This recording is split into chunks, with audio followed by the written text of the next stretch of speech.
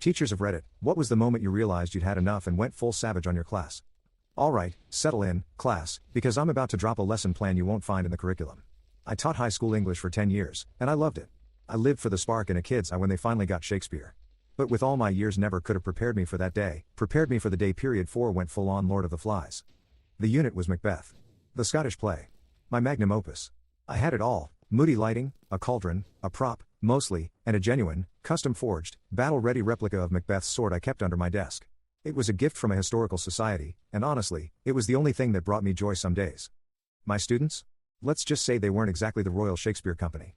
They thought Lady Macbeth was a brand of eyeshadow and that the Three Witches were a cancelled girl group. The ringleader of this apathy circus was a kid named Braden.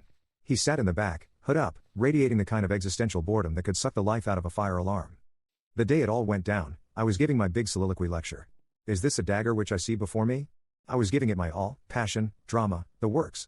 I turned to the class, expecting, if not applause, at least a pulse. Braden looks up from his phone, a dead-eyed stare, and says, Ms. A, is this gonna be on the test? 'Cause this is mad boring. No cap. A few of his disciples snickered. That was it. The final straw. I looked at my desk thinking of my sword that could end Braden with a single blow to his jugular. But I didn't exactly want to end up life in prison over one bad year of students. So I decided to handle it with words rather than blades. But before I could deliver a verbal smackdown that would have made Shakespeare weep, something shifted. The air got thick. Braden stood up, and he wasn't holding a phone anymore. He was holding his pencil. He'd sharpened it down to a wickedly fine point. You know, he said, his voice chillingly calm, Macbeth killed the king to get what he wanted. Maybe we should too. My blood ran cold. He took a step forward. Then another student, Chloe, stood up, a protractor held like a shuriken. Then Kevin, with a compass, its metal needle glinting. All around the room, my 30 students rose in unison, their faces blank, their eyes fixed on me. They were an army of disaffected teens, armed with any sharp object they could find and a thirst for blood. It was a full-on student uprising. Braden, sit down, I said, my voice betraying a slight tremor. He just smiled. The Thane have caught our lives, but we're about to cancel him. They started to advance, a slow, shuffling wave of sharpened graphite and safety scissors. The sound of 30 pairs of sneakers scuffing the linoleum was deafening. This was it. I thought. Maybe I could get to my sword to defend myself, but even then could I win against 30 bloodthirsty prepubescent teens? I had to do something, so I ran to my desk, my fingers closing around the cold, familiar leather of the hilt. With a swing that echoed in the sudden silence, I drew the sword. It was 4 feet of sharpened high-carbon steel, and it hummed in my hand like a live wire. The students all lunged at me in unison. Time seemed to slow to a halt as I held my last stand.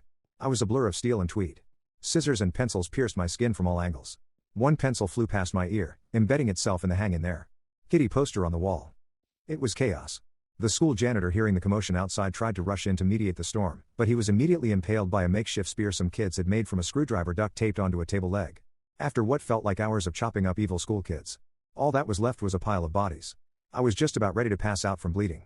Then I saw standing above the bodies of his fallen soldiers. Braden, seeing his army defeated, let out a war cry and charged, leaping onto a desk for a high ground advantage.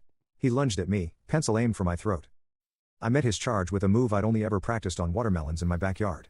A clean, upward slash. His pencil shattered. His eyes went wide with a terror that, I admit, was deeply satisfying. He tumbled backward into a heap of his fallen comrades. The fight was over. The class was a wreck of overturned desks, scattered papers, and lifeless teenagers. I stood there, panting, sword held at the ready. Silence. The only sound was the faint buzzing of the fluorescent lights. I passed out from bleeding after the adrenaline wore off. Next thing I knew, I was in a hospital bed. I was questioned by police and doctors about what transpired in that classroom that day, but I knew I couldn't tell the truth. I told them I couldn't really remember anything about anything. I was written up as a horrible case of amnesia from hypovolemic shock. TL, DR, I sliced up a class full of evil teens. I'd rather it be them than me.